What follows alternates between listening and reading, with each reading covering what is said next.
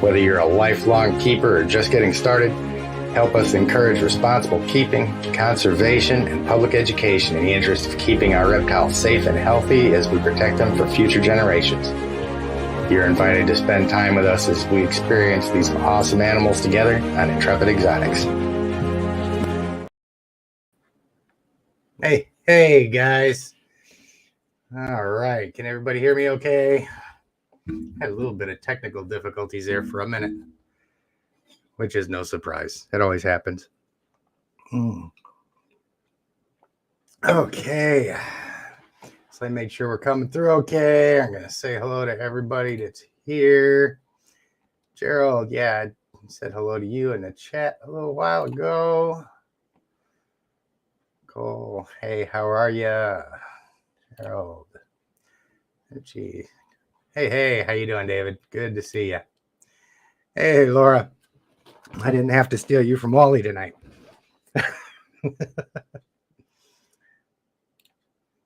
Mr. Hill, how you doing, buddy? It's been amazing to see the change from Doe. Oh, yeah, it absolutely has been. I was really thrilled with how he did today. Yeah, I hope he eats pretty soon, too. Hopefully this weekend he will, he'll take some down. Hey, how are you, man? Jennifer Ross from Sydney, Australia. What time is it over there? It's got to be, let's see, is it Australia? Yeah, I mean, it's got to be like tomorrow morning there or something like that. Hey, Mary. Christina. How you doing, buddy?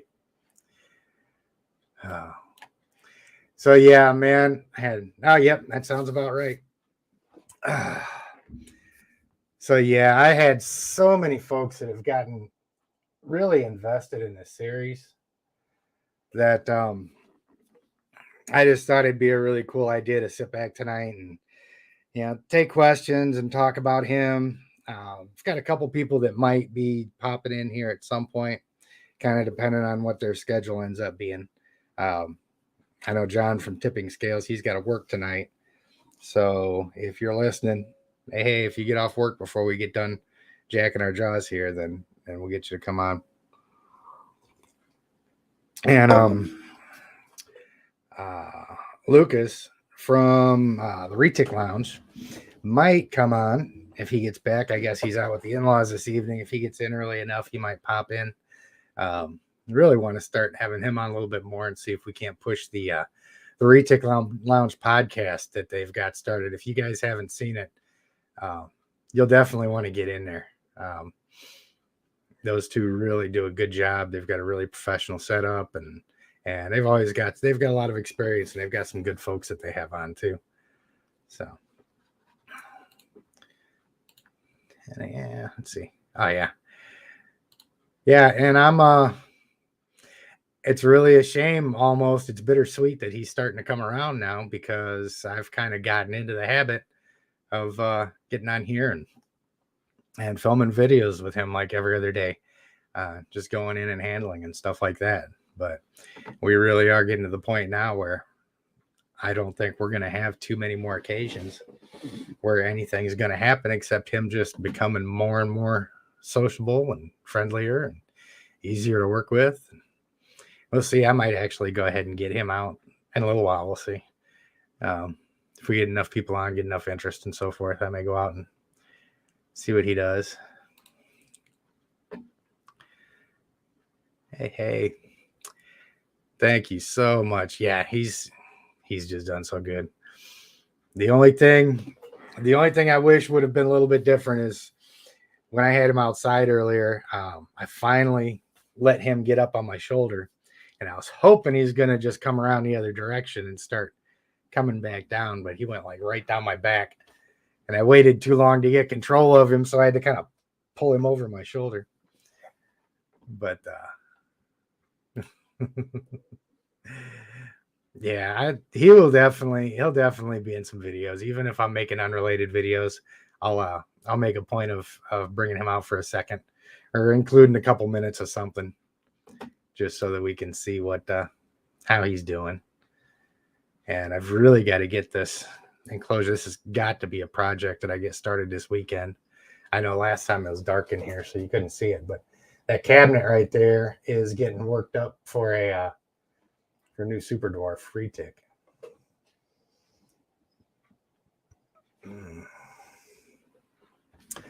So as soon as I get her set up, rather, we're gonna have a Super Dwarf in there. That should be a pretty nice arboreal enclosure for him and stuff like that. A new unruly snake every month. That would be so cool. Maybe one of these days when I get more space, I can start doing that stuff. He is definitely he's just been such a joy. And I know it may sound counterintuitive since he's spent so much time peeing on me and biting me and making me bleed and all that stuff, but it's just so rewarding, man. I can't even begin to describe when he finally just sits there and chills and doesn't show any fear. It's really awesome. Really awesome with that guy. Get off of there. Feeling a little bit. Yeah, maybe I'll get him out again if we end up staying on here for a while. I'm sitting here sucking back coffee trying to get my second win because as soon as we got everything done today, ended up making the mistake of ordering pizza. And I have got no pizza control whatsoever. So hopefully this coffee will counteract the food coma that is trying to creep up on me.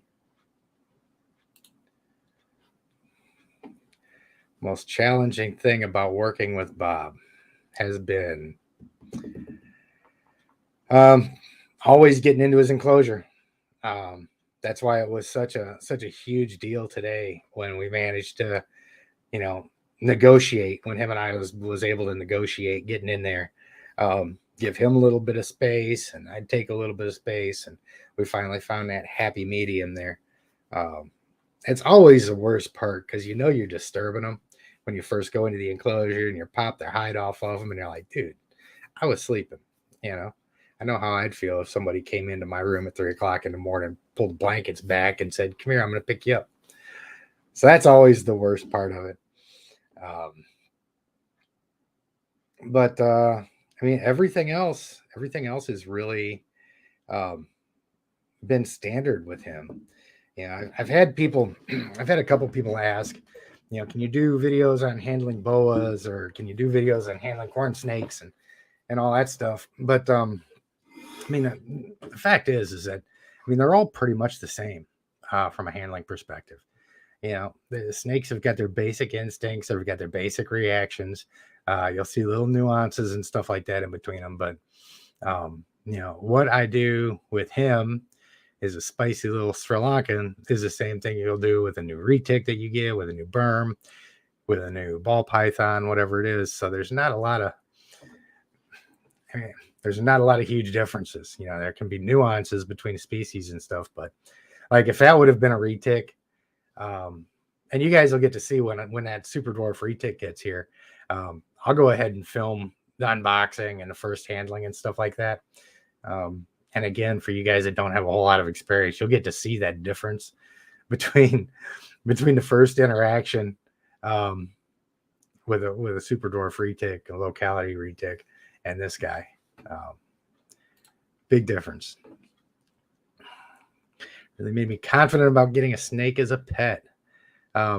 Yeah, ball pythons, hognose, they're both great. And yeah, you guys can anybody that wants to start getting into reptiles, if you're getting them young, you're getting smaller snakes, just don't worry about it. Don't let them scare you. If they puff up, if they act like they're going to bite you, they're not going to hurt you. So, you don't want to let a hognose chew on you for a little while because they are typically non-medically significant rear fang venomous. But even still, if they get a hold of you, you're going to be fine.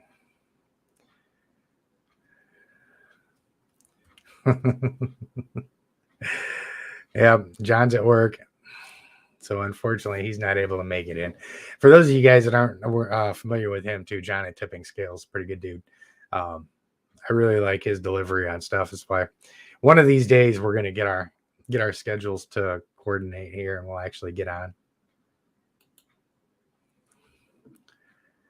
Let's take a day.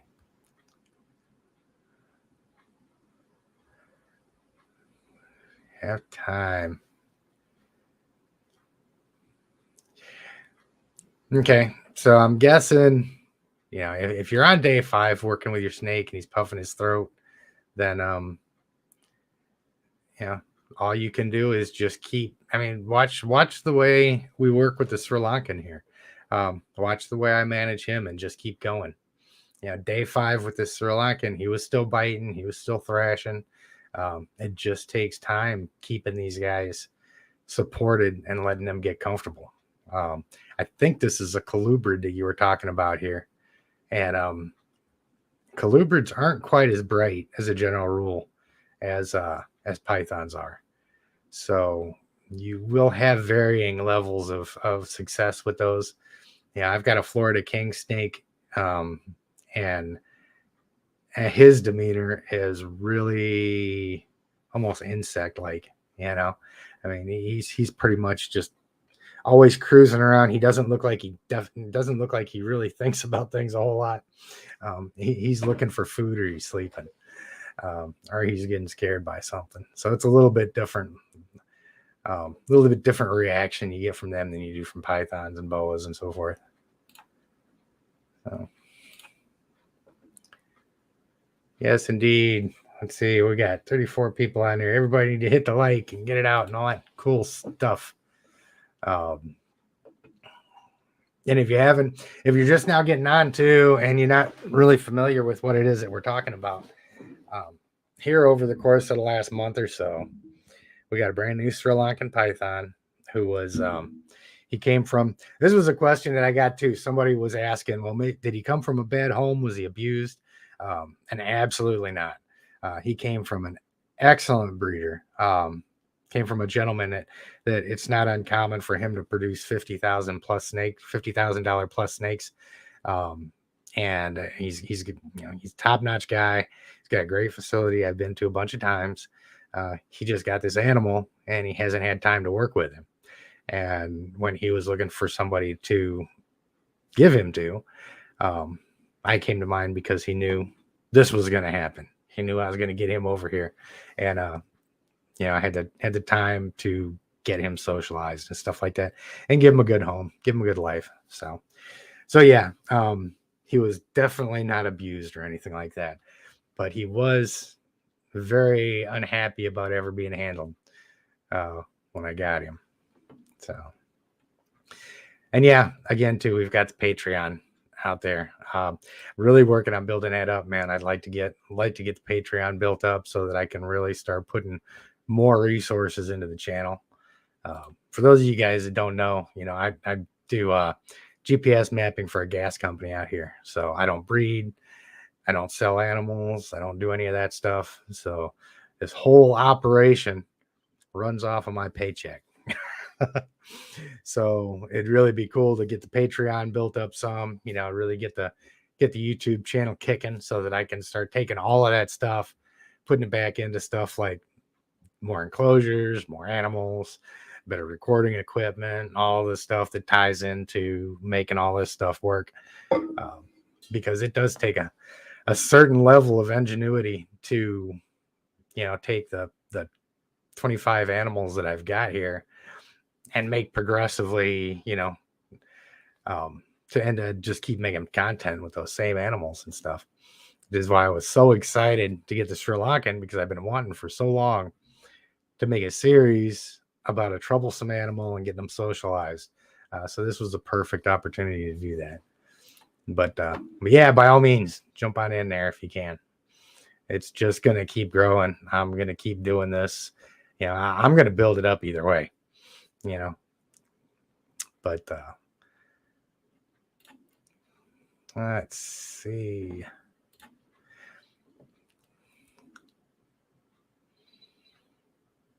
Eh, you know, my knee-jerk reaction is no. I'm sure it's possible in some respect with some animals, but honestly, I haven't been concerned enough about it to give it any real thought.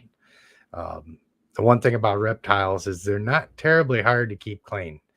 Um, it's real easy to let them get dirty, um, but they're not terribly difficult to take care of.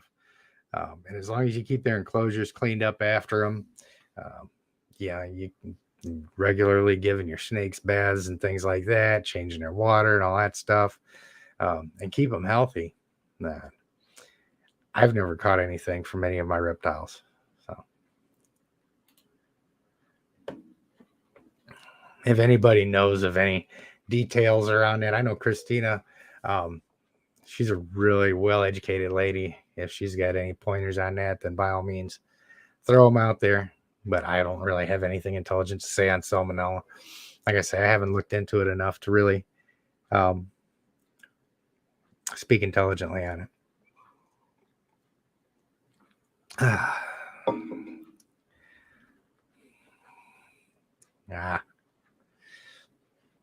still got kids at home. Oh man,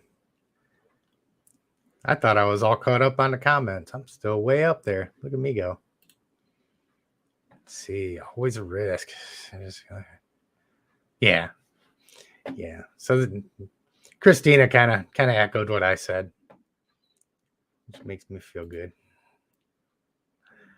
I've owned over many years of keeping snakes from male anaconda morph. Yeah, we have got an anaconda hognose here as well, and she is a lot of fun. She hates me most of the time. I can still take her out and handle her, and she does okay, but she likes to be left alone more often than not. Yep. Oh yeah, the ball pythons are. That's why they call them pet rocks. Into that.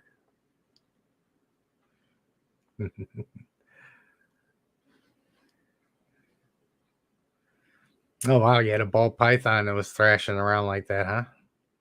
Typically, they're more well known for just curling up in a ball and being scared. Take one of her snakes.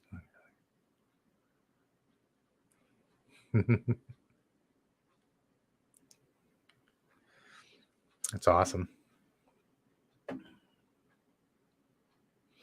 Yeah, it's nice. I mean, it really makes you feel good when people have trust in you about the animals.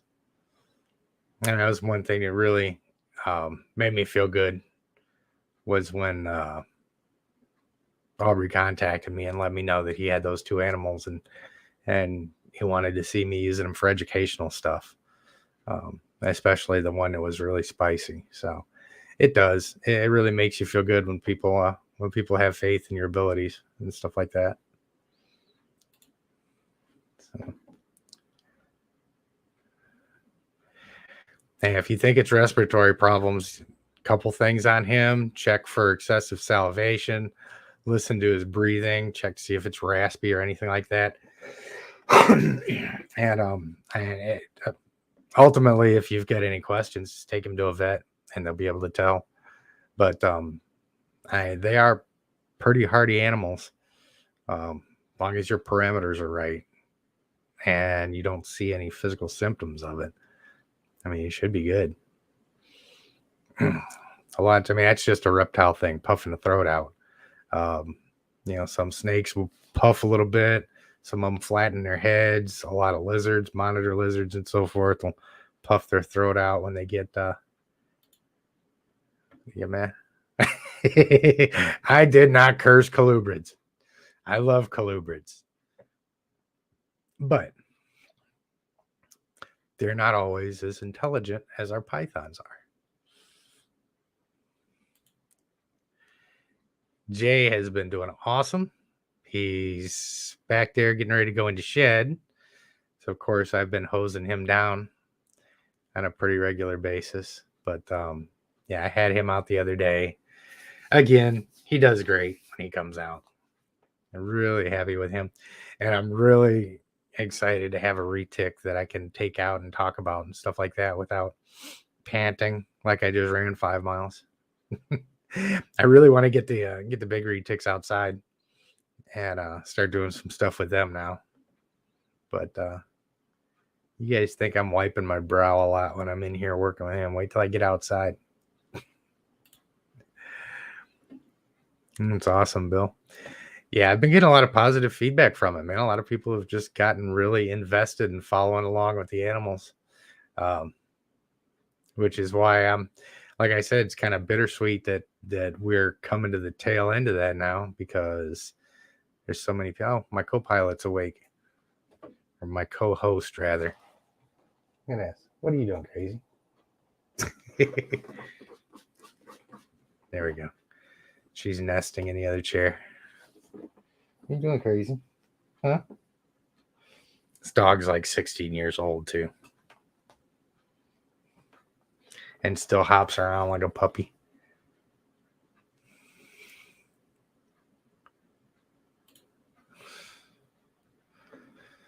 Oh, hey, no rush, Paula. No rush. We're not going anywhere. I really appreciate it. It's really cool.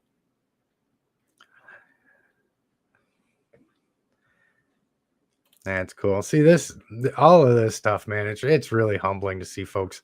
Like I said, just getting so invested in this. It's really, really cool, and I'm glad something like this was so well received. It is something that you don't see. I mean, you'll flip through everybody's channels, and you've got some great creators out there that do some great stuff. But you don't see very many people that really focus on an educational part where you really go into detail with the animals. And that was a niche when I first started. When I first started the channel, that I really wanted to try and fill. And that was just kind of breaking everything down into digestible pieces for people that were just getting started with animals and stuff like that.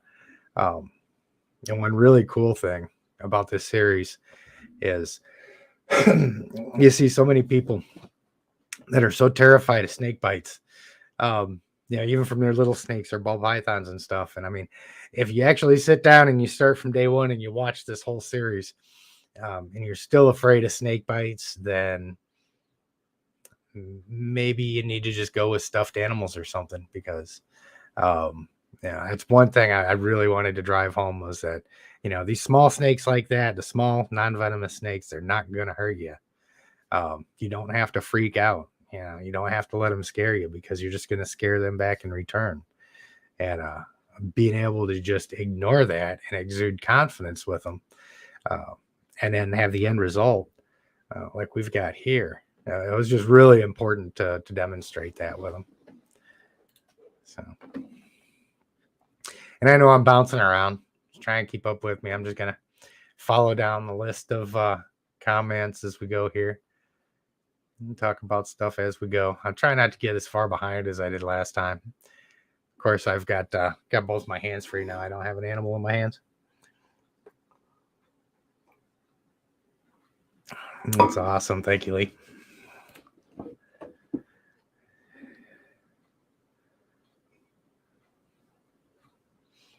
You're right. Cluebirds are awesome. Yeah, mine are really well behaved too. Well, except for my hog nose, who hates me. But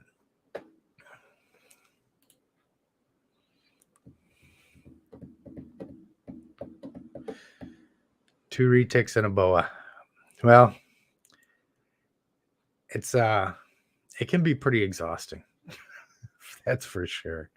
I've got 2 16-foot retics. I've got a 13-foot berm, a 4-foot berm, jungle carpet python, a boa imperator, 3 rough scale green snakes, the green tree python, the male retic up here, the Sri Lankan, got 2 ball pythons, 2 hognose, the Nile monitor, who's about 6 feet long now, Argentine black and white tegu, a couple leopard geckos, a couple crested geckos, the hedgehog, and prairie dogs, and 5 rats. And I think that's it. But the snakes are pretty easy to manage. They're going to eat. The smaller snakes are eating once a week. The bigger lizards are eating twice a week. Um, a lot of the smaller lizards, the leopard geckos and cresties and stuff like that, keep them going. They need daily attention. But for the most part, it's not too bad. Doesn't take me too long to clean enclosures and all that. But like I said, I would really like to be in a position where I can do nothing but focus on the animals and making content and stuff like that. See?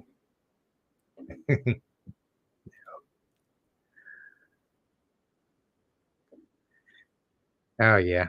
Yeah, if you're still talking about snakes, my retics, all of my animals, I try and give most of them water receptacles big enough for them to soak in, and they will definitely use it. Yeah, I don't think I've ever heard of um, anybody that I know, or anybody that I know that they know catching salmonella from their snakes.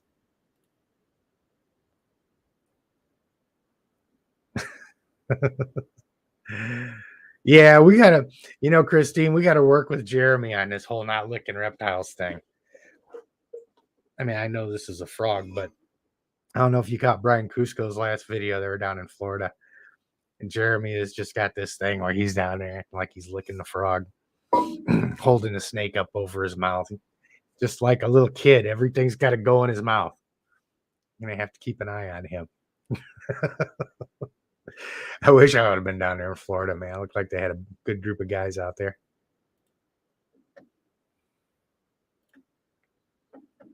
Mm. Yeah, I talk smack about my hog nose, but she does really good. She's just got a little bit of an attitude, but she's still a sweetheart. I can still take her out, and I'll have to go down and bring her up one of these days. Maybe do a series. I'll definitely do a series on hognose at some point, and she'll get all kinds of camera time then. Eh, cool.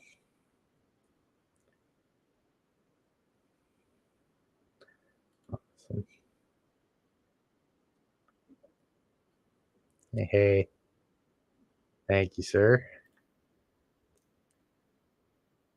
Oh, water snake.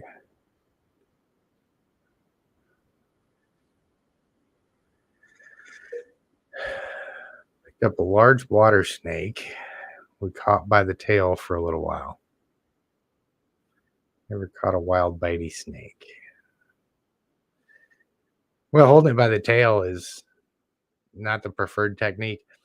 I mean, if you're working with venomous or something like that and you're going to tail them on a hook, yeah, but snakes typically don't like having their tails messed with at all. So it's one of those things where, I mean, just like with the Sri Lankan, I think it was the first day that I was putting him back, and I just touched his tail a little bit to get him moving, and he just lost his mind and shot into there, and I felt really bad because that's just kind of force of habit sometimes with my mellow snakes. But yeah, you got to control that first. You got to handle them by that first third of the body.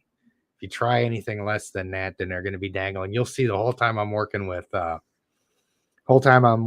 Bob back there, as he's trying to get away, I end up with the back third of his body in my hand, continually trying to catch the first third of it. And then I'll finally get that caught and get him back up there. But it's a catch 22 because I don't want to restrain him. I don't want to just grab him and move him.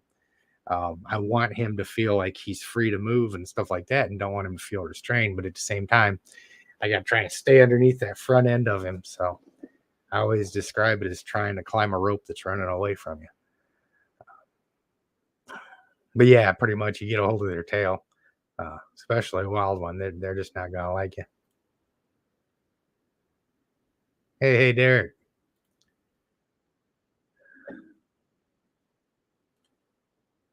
Let's see. Yeah, the only time I'll end up getting venomous is if I get to a point where I have a public facility, um, like a little, small zoo or something like that set up. Then I'll start working with venomous, and I'll keep some of them on hand for display animals just so people can see them. But other than that, no. I'm not gonna keep I'm not gonna keep any venomous. You'll not see me with any rattlesnakes and cobras and green mambas and stuff like that in the house. Um, Things can happen, you know, and I just don't want to risk it. I mean, even something, like a house fire or something. Um, I don't want the fire department to be coming through here looking for somebody and a yeah, green mamba come crawl up their leg while they're walking through the house. It's just not worth it. I don't want to have anything that can kill me on one little mistake.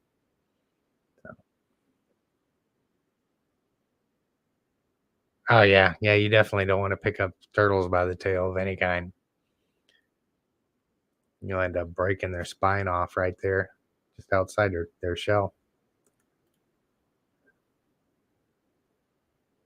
Yeah, yeah. We was just up at Reach Out Reptiles for Retic Fest a month or two ago, something like that. Whatever it is now, time flies. But yeah, he's got some really awesome animals out there. If you're gonna get a locality, that's one of the best places to get them.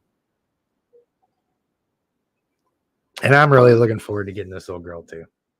It'll be nice to have that on hand so that I can show folks what the locality retics are compared to what the mainlands are. Especially here in a couple years when my female starts really getting bigger. Yeah, I expect her to get between 18 and 20 feet, if not maybe a little bit longer. Uh, my male probably not going to get a whole lot bigger than he is now, so he'll probably stay. I'd say between 16 17 feet. But I would like to have a locality and raise it up for and have that to show that it's 5 6 7 years old and still 8 feet long. It'd be really cool.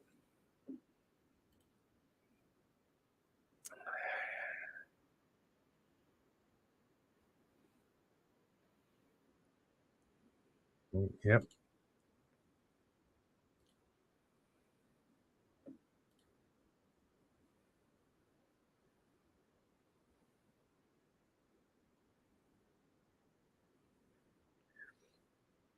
Yeah, we'll see how the enclosure change goes. Some of them handle it just fine. Some of them get a little stressed out with enclosure changes and stuff like that. But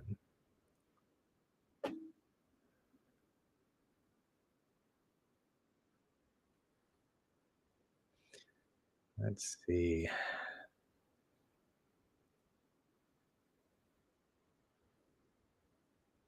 Yeah, read through here. Yeah, I really like Clint too.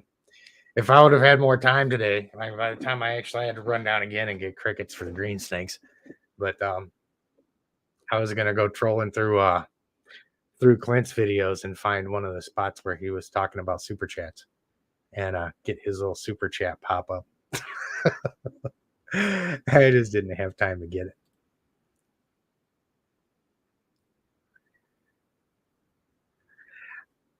I don't know that I do that. I mean, if we're talking about a ball python and you've already had them, um, I probably wouldn't worry about that too much.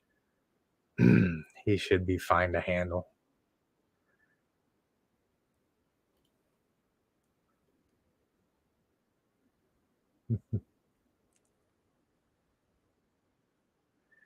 Yeah. Well, I'm still going to do updates with him and things like that. And I may do one or two more, um, just working with him. But I mean, for the most part, the videos are going to become more and more and more uneventful. Um, at that point, it's just going to be showing basic handling stuff with him because he's really, um, I mean, I can't say enough good things about the way we ended today. I was just really happy with the fact that he never struck at me. Um, Like I said, I was comfortable enough to let him get up on my shoulder, had him up in my face a couple times. I mean, you get to a point with an animal after you've worked with them for a little bit where you can understand what their frame of mind is. And with him, there was a couple times today where I had 100% trust that he was fine. He wasn't going to try and bite me, which is why, like I said, I let him up on my shoulder and stuff like that. So once you get to that point, you can still have hiccups. You can still make mistakes with him. I might go in there right now and try and get him out of there and him get a little grumpy, take a swing at me or something like that. But I'm confident now that even if I do catch him at a bad time, he takes a couple swings at me or something like that coming out of the enclosure. It's not going to take long to get him kind of calmed down and stuff like that and not really stress him out. And it's just going to get better the longer it goes.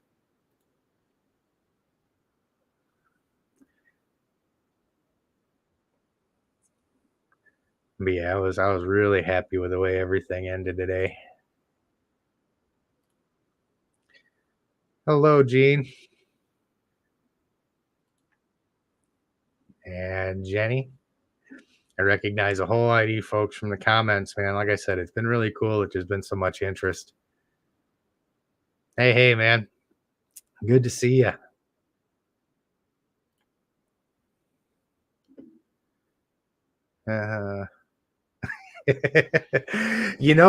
It's funny. I'm not fast enough to keep him off my nose either. And I don't know if you notice, if you look through a couple of the videos where he had struck at my face, when I slow it down into slow motion, he comes up to my face and then he stops. He hits the end of his strike before I ever start to move. So it's not being fast enough to dodge their strikes. It's knowing how to hold their body when you're working with them so that if they do strike at your face, you've got to stop there. Just like I was explaining in that one video. Um, if I've got him right here, I'll keep a thumb or a finger or something between his body and me. And that's usually about 6 inches behind their head or something. So that way, if he does get a wild hair and he decides to turn around and try and bite me, that stops him. So you're going to be hard pressed to be fast enough to get away from a strike from one of these small snakes. It's all 100% in how you manage them and how you read them and stuff.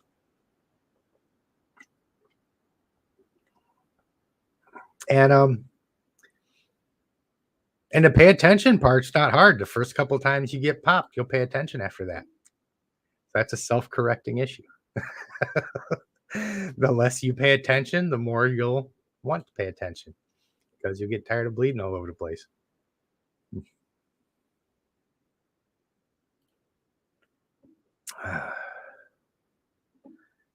Yep. Sometimes just brushing up against their tail puts them into a defensive state of mind.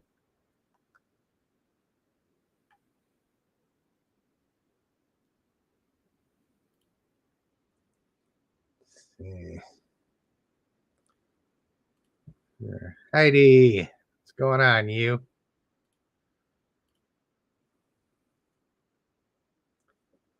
Who is my biggest handful? I'm going to presume which was my most troublesome animal. The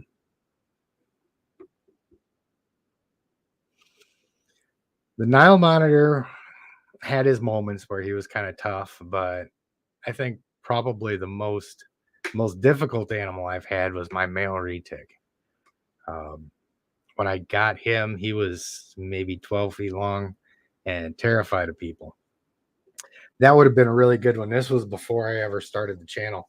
But I kind of wish I would have recorded that whole experience back at the time, because as soon as I got him home, got him into his new enclosure, first time I seen him, I walked into a place out here and I seen him. I just fell in love with him because he was such a gorgeous animal, but he was throwing at the glass all the time, anytime somebody would come by. And then when I got him home, the very first time I opened the enclosure, and he's on the far side of an 8-foot enclosure. I reached in to just pull the water dish out, and he was immediately all the way across the enclosure. And then when I jumped back, he jumped out of the enclosure, biting at me the whole way. He didn't want me anywhere near him. He didn't want nothing to do with me. And we fought for a little while. He never got a hold of me, fortunately, but I did handle him with a leather jacket on for the first couple weeks, just in case. But after that couple weeks was over with, and we came to an understanding, and he calmed down, and he's just been a puppy dog ever since then. Yeah, I appreciate that. Yeah, he's doing really well. He's uh he's still kind of stubborn, and he doesn't want to admit that he's kind of enjoying getting out and interacting and stuff like that. But I think he is.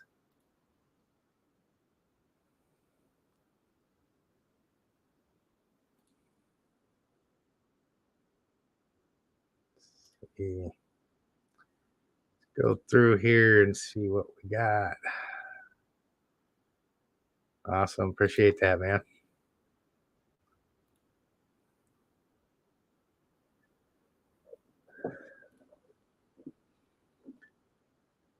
Well, hey, you.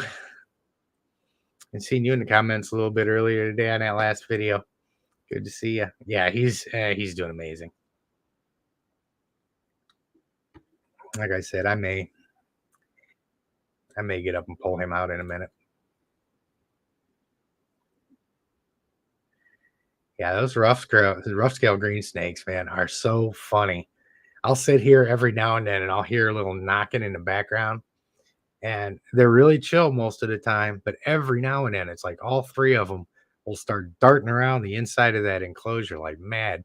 And I'll turn around and you can almost see substrate flying from where they're just chasing each other all over the place. It's so funny.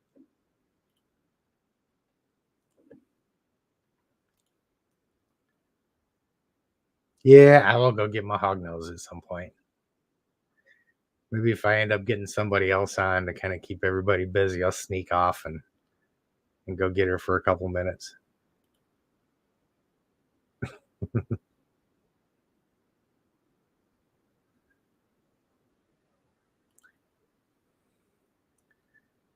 Yeah, I was just thinking about that earlier. I can only bring one of them. I can only bring the male out because for some reason the female doesn't like me all the time. She's really touch and go. I mean, there's times where I can go in, let her come out, and she'll curl up with me and pet her and stuff like that. And then there's other times where I see the whites of her eyes and she just latches onto me and won't let go. And that hurts. That hurts a lot more than any of the snake bites. They have got some big, painful rodent teeth.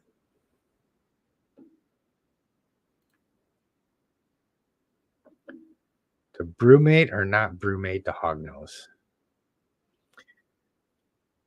I don't. She has, she lives in that enclosure. She's got the same temperatures year round. I don't do any breeding, so no breeding considerations or anything like that.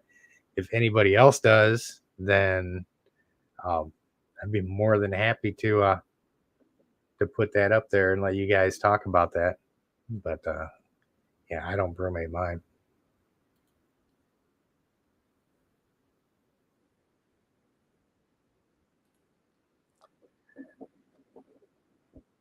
Hey, thanks, Tribal. Doing really good.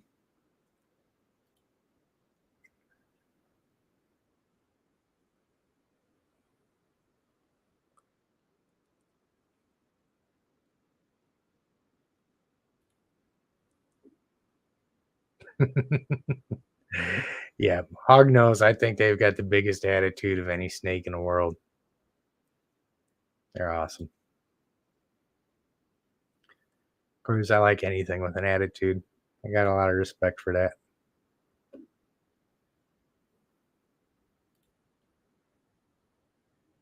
I'm not sure of their status.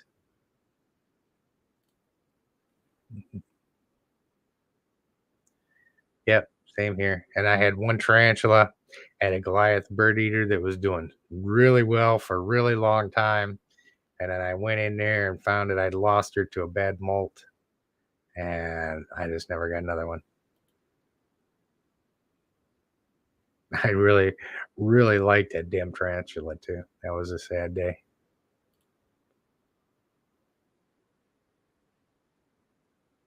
You joke about being too old to work with hots. But those first couple days that I was working with Bob over here and he'd start striking at my face and I had to jerk back a couple times.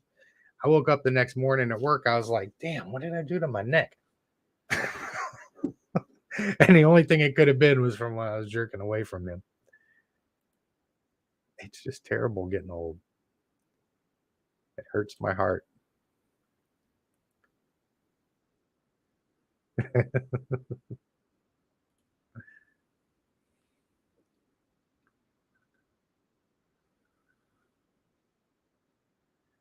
Oh, that's easy.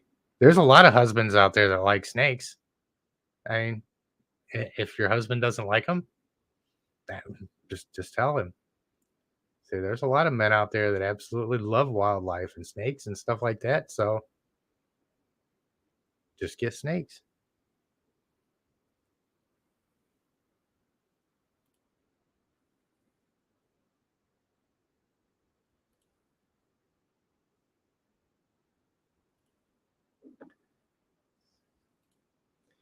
Yeah, I don't know what some of these responses are for because I've been oh go through here. Okay, here we was talking about hots,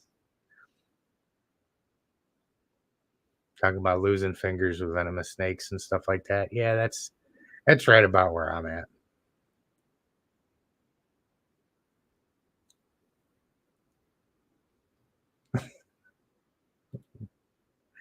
I think everybody loves prairie dogs. You know what's funny too is of all the videos, I've got like 158 videos on his channel right now.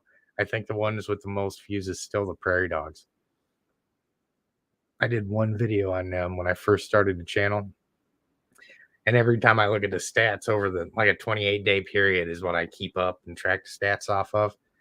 It's like the prairie dogs are always a top video.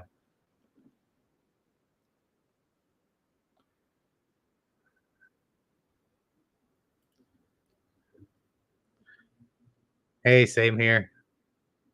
Yeah, it was on stepped on Ken's channel. He was doing a live. I hopped in there to chat with the guys a little bit the other night.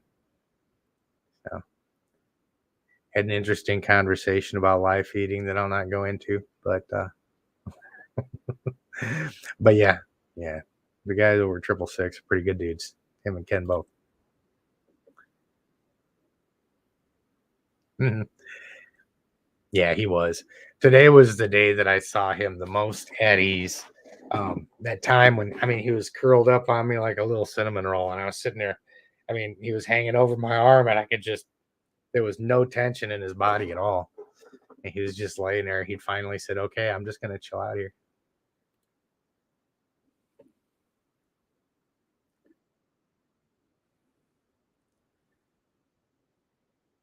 I don't know if he was asking me that or not about the about the anacondas, but that's one of the one of my short list snakes is a female green anaconda. That's got to happen at some point.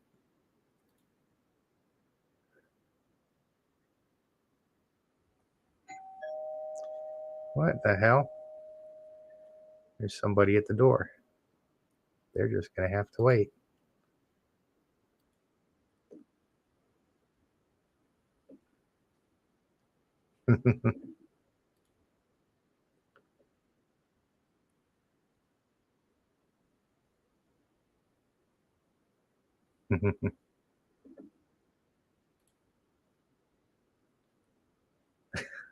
Let's see. Yeah, Charlie and Christina are pretty good friends. It was awesome that event that we did last year. A really warm summer day out here with the Parks Department in Greensboro, and we was out. Christina had Charlie out. We all got caught in a thunderstorm. It started pouring down. We're all rushing around trying to get everything. And Christina is still happy as a clam, man, out there in the rain, hanging out with Charlie. I really wish I would have got a good picture of it.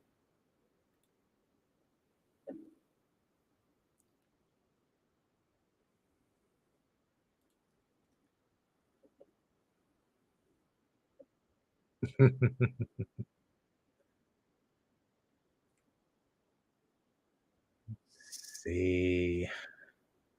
If I can get caught up here just a little bit. See if I can get towards the end of these things and get current.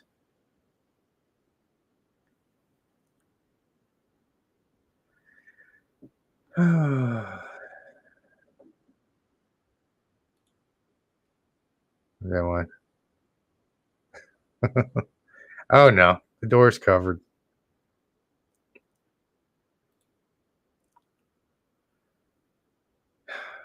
Yeah. Yeah, yellows are known for being a little bit grumpy sometimes too. So now there damn well better not be any more pizza at the door, because like I said, the little bit of pizza that I had a little while ago kind of kicked my butt.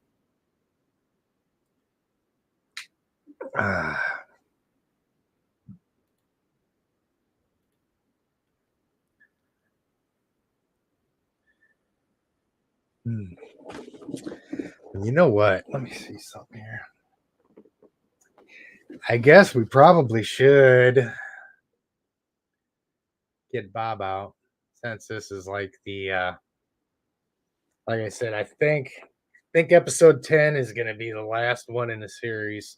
We'll do some updates and stuff like that on him. But the next video that I'm going to put out about him is going to be a compilation of all 10 handling sessions, and just to kind of show the highlights of each one, and show what he was like at the beginning, show what he's like at the end. But I guess I had mentioned that I might get him out earlier, or again when I had him out earlier today. So I'm going to run back there and pull him out real quick, and we can see how well he does just sitting here.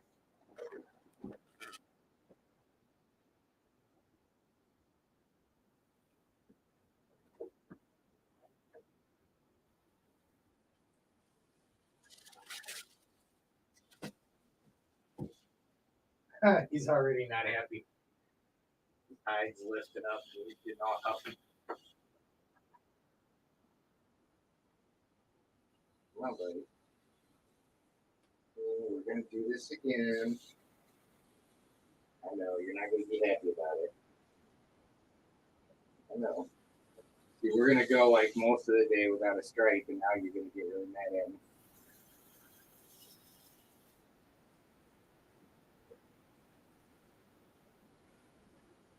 Come on, bud.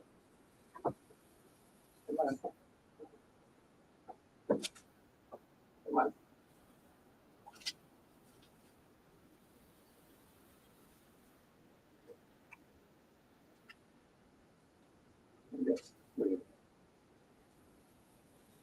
I know.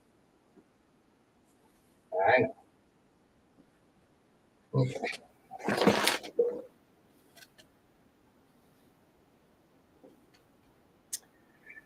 Okay.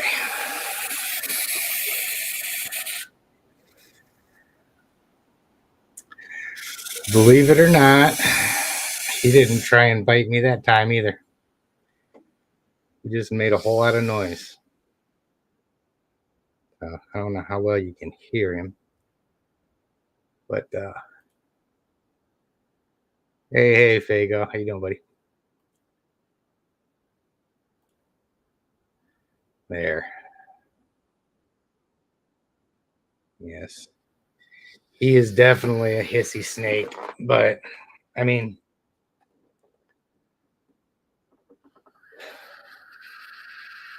this kind of speaks for itself. I mean, these guys, Sri Lankans, are known for being really vocal snakes.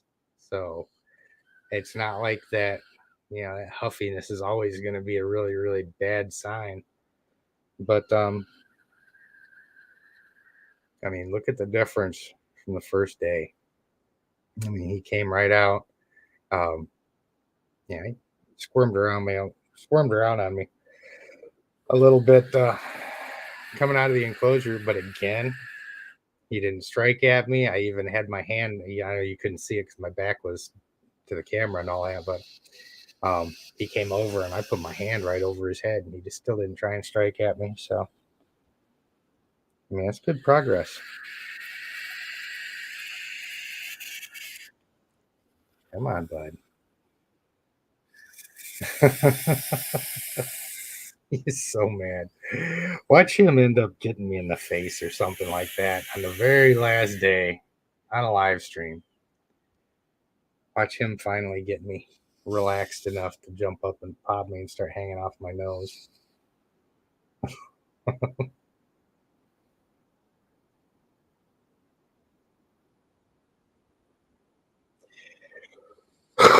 Well, I don't know. I'm guessing when you say been fed life, you meant to say been fed live, but that I don't know that that has anything to do with his demeanor, and I don't know that he's been fed live from being hatched. So, what I do know is he's going to be fed frozen thawed now. So,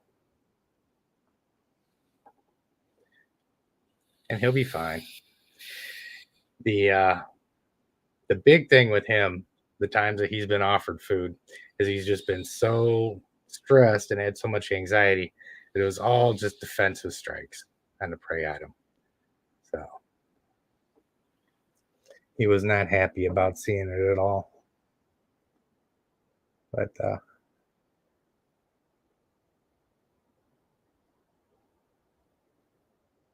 let's see, as get caught back up here.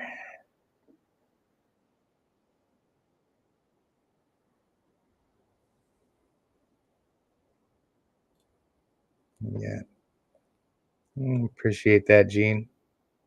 Yeah, Clint is awesome, and Kevin of a nerd. I mean, I actually leaned on him a little bit here.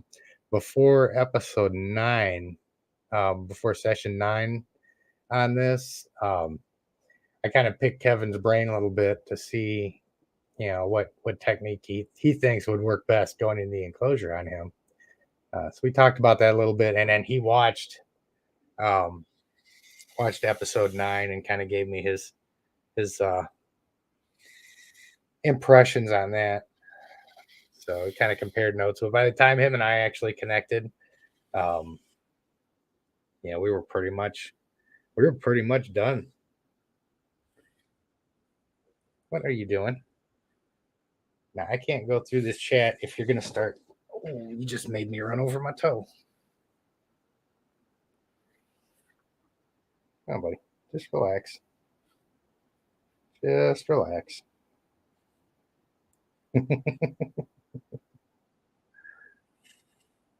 And get him chilled out. I can start running through some more of the comments.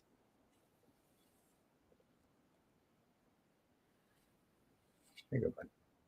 Take it easy.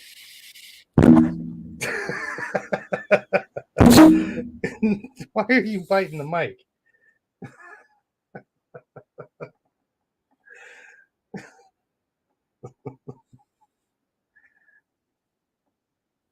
Easy does it, buddy. Come on.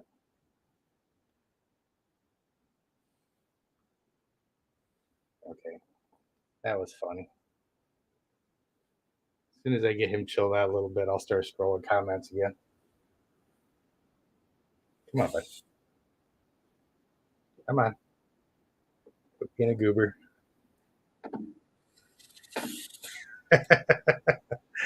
Snakes are so calming. As he sits there and tries to eat my microphone.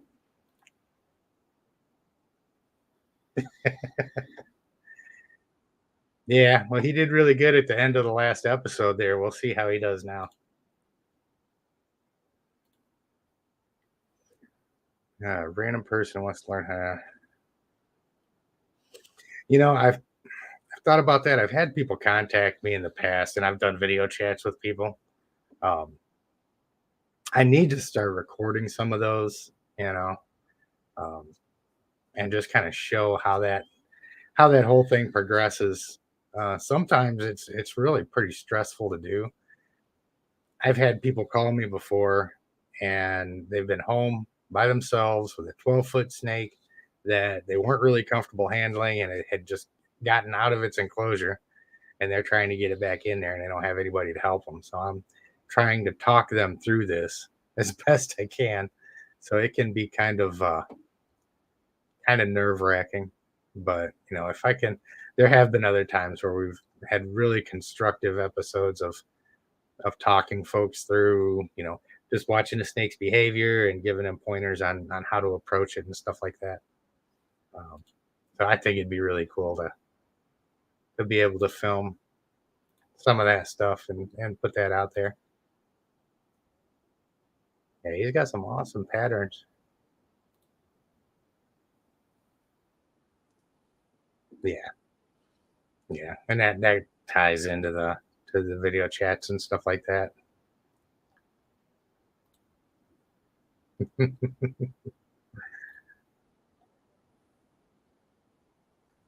Let's see. We got. Oh yeah, yeah. Like I said, but when I first started getting into retakes years ago, I meditated on everything that I could get my hands on. Um, Watched the way Kevin handled his retakes and how he worked with him and his whole philosophy, and it helped me a huge amount, especially when I started working with a lot of adult retakes. He doesn't know it, but he saved my life on more than one occasion, I'm sure.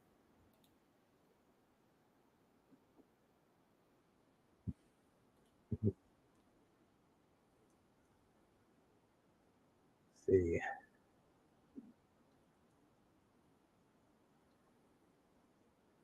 I'm kind of watching the screen here out of the corner of my eye to see if to see how he's doing. Yes, it is much better the mic than the nose. I can still see where he bit it. He had a little bit of spit on it.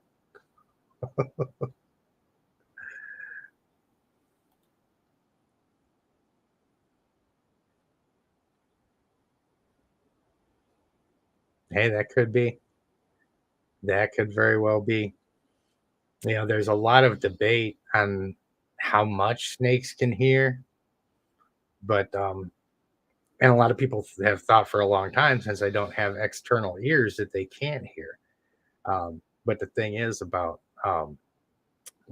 snakes is they still have inner ear bones, and if you look, hey, just chill out, buddy.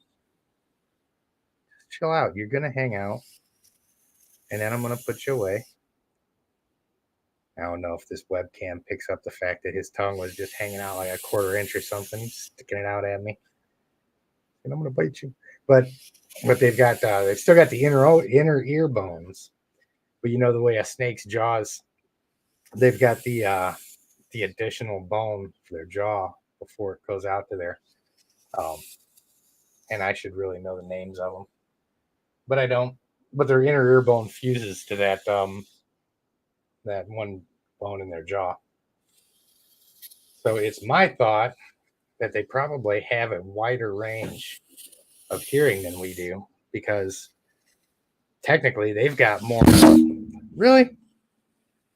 You just really don't like that microphone one bit. Would you stop? It's okay. It really is. It's not going to hurt you.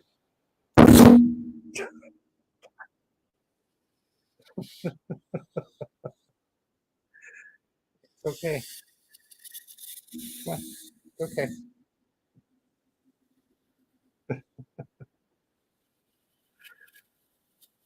That's too much, man. So, so this is the deal. He went from hating me to now he's a guard dog, and he sees the mic as a threat because it's in my face. So he is now protecting me. As long as he doesn't think the mouse is threatening me now and start going after that, then we'll be okay. That's funny shit. It's kind of sad that it's stressing him out so much, but really, bud, what the hell was I talking about? But yeah, now the hearing. Um, I really think they probably hear a wider range of frequencies than we do, just because we've got them three small inner ear bones in there, and they've got the three small inner ear bones, and then it connects to that really big bone. So they've actually got more surface area to detect sound than we do. If you take that connection right there into account, um, so it's hard to say that they could possibly hear better than we do.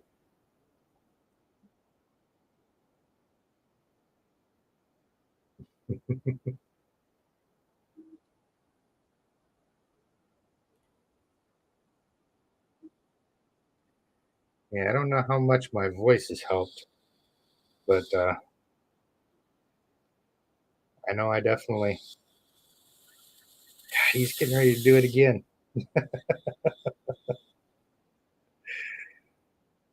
Uh, let's see.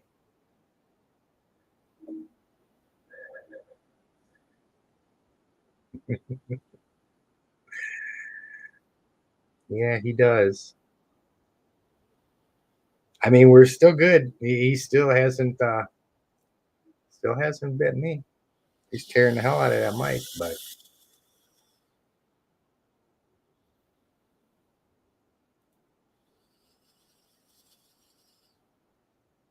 yeah, there's gotta have been. I mean, there's gotta have been something done that we can look at.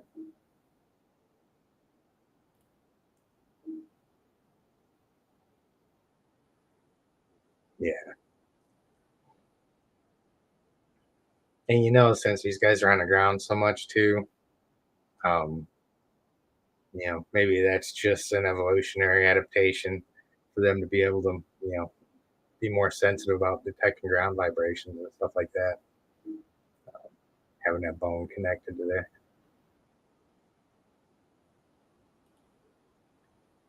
Let's see. I don't have any experience with short-tailed pythons. I think Jeremy has, but I think he's also in Florida right now. Yeah, yeah, he's protecting. He is freaking fixated on that mic, man. He hasn't taken his eyes off of it. He is just dead set on making sure that that thing doesn't do anything bad.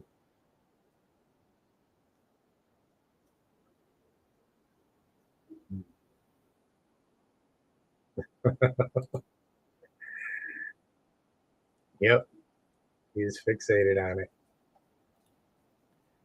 Hey, Morbid. I don't know how long ago you got on, but Bob has decided that he really doesn't like microphones.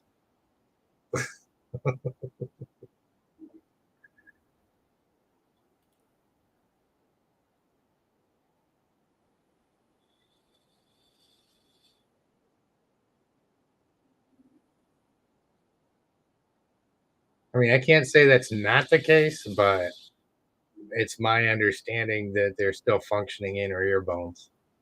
Um, I'll have to look into that a little bit more and see if anything's ever been determined on it. I've never heard anything about them being vestigial.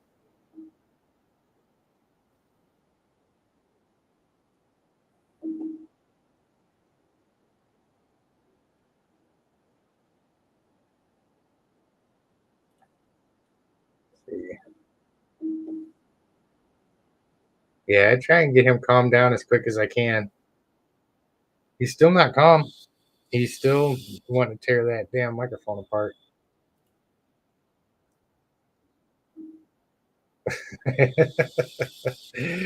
Yeah, I'm trying to get him to live up to his name a little bit.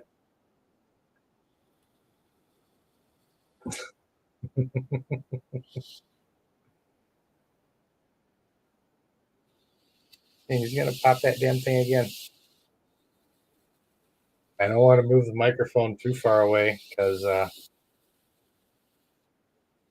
God, really, bud? Then you won't be able to hear me. Easy does it, bud. That thing's fine. We got to do this whole process again with the microphone. I really hate that thing. Okay, so for everybody that thought this was going to be over, we're going to have to do another 10 episodes just to get him to get along with the mic. Crazy ass snake. Oh man. Come on, bud. Really? I'm fine. It's not gonna hurt me.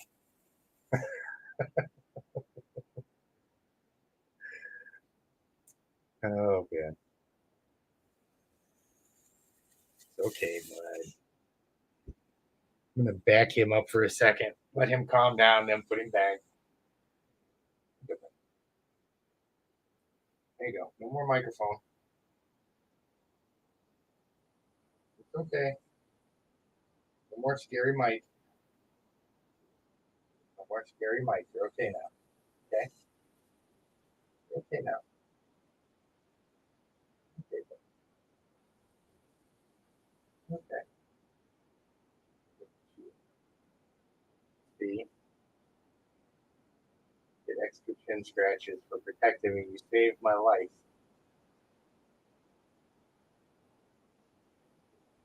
You saved my life, buddy.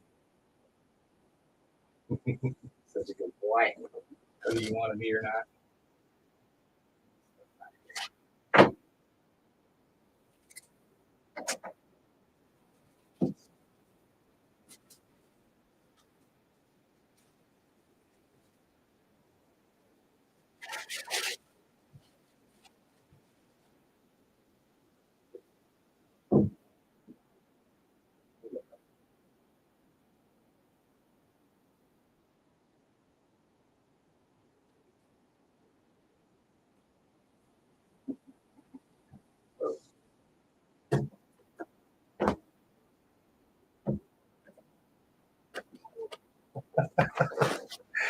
Oh my god.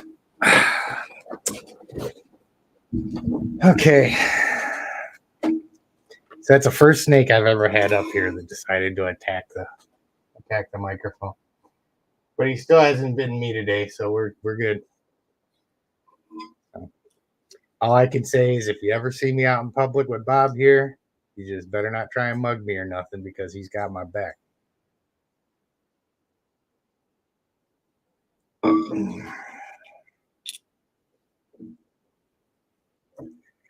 Oh man. What did I miss while he was trying to kill my equipment?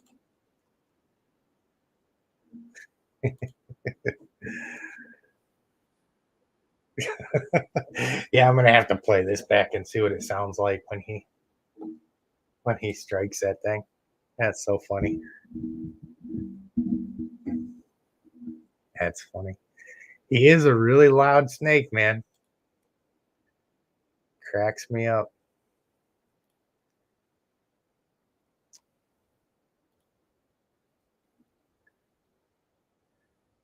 Oh yeah. Yeah, you've got to.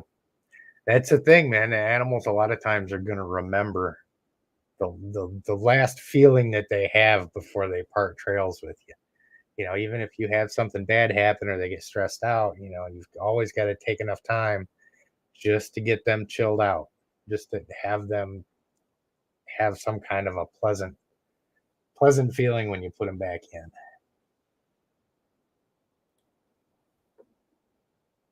Yep.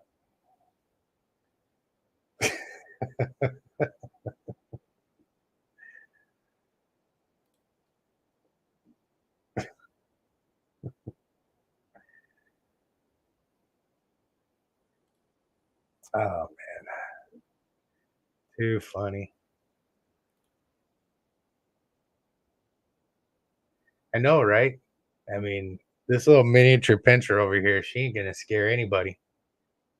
But you know, little Bob back there grow up, get about 8 feet long, and then start hissing like that. He'll be my private security.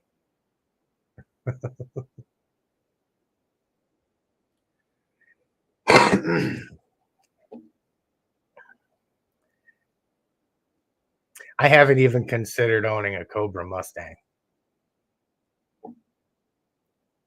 I don't want to own anything that can kill me. With one little mistake.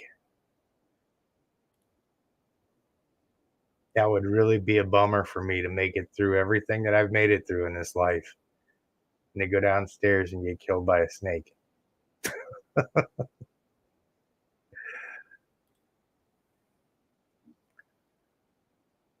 Yeah. Yeah, Kevin does awesome work with the monitors.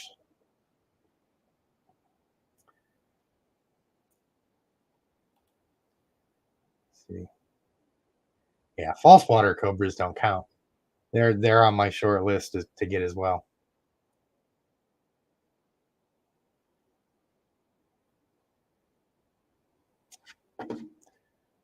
Let's see. Dun, dun, dun. Dun, dun, dun, dun, dun, dun, dun. Hmm. See, Tom was asking what my new super dwarf was going to be.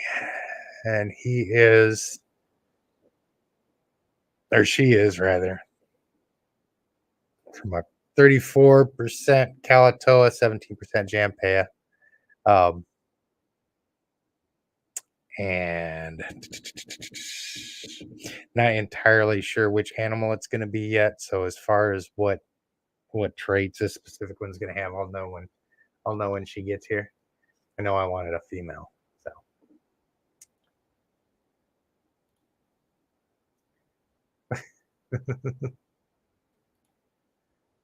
yeah, false water cobras are really cool.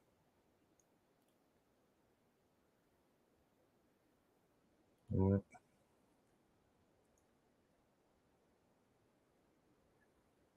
Ugh, you got the bipedal kind?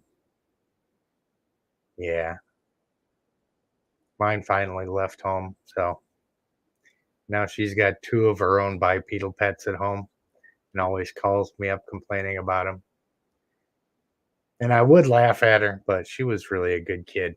She didn't give me a whole lot of problems at all. But she's got her hands full with those two boys.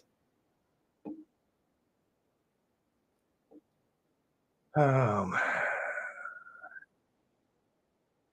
just like females. Um, I think in general they tend to be a little bit more mellow.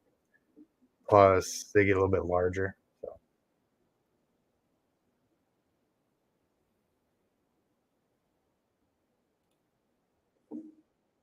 mm.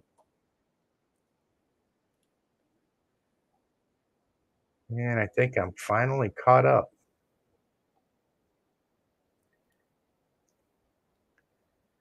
Yeah, we will see you next time, Christina. I'm getting ready to I'm getting ready to call it a night here pretty soon too. We've been on for over an hour, and uh, I had a little bit of fun watching him tear up the microphone here. I'm gonna have to go back and watch that. So, all right, let's see. Oh, hey there, you. Yep, late as usual. We're all getting ready to go off of here and call it a night, man. But yeah, I thought it'd be a good idea to come out and maybe put a lid on this whole thing with the Sri Lankan. For those of you guys that wasn't here at the beginning when we was talking about it, I may do one or two more episodes with him, but if for the most part, he's good. I mean, I even took him out again a little while ago. I didn't get bit at all taking him out. He didn't do bad at all. Um, and the whole time he was running around here, he never took a swing at me, never musked. He beat the hell out of this microphone though. Um, and I don't know what this microphone did to his mother, but whatever it was, it must have been bad enough for him to want to kill it. It was kind of crazy. He was really distraught by that thing. But yeah, guys, we're going to like I said, I may put one or two more out. But in the meantime, yeah, keep up with the stuff that we're doing. If you guys got any suggestions of like another series that I could do that's um maybe along different lines or something that you'd like to see, let me know that. And we'll definitely jump on that. But for tonight, man, I'm out of here.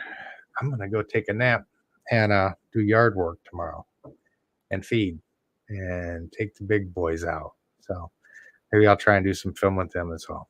So you guys have an awesome night. Thanks for hanging out, and we will see you next time.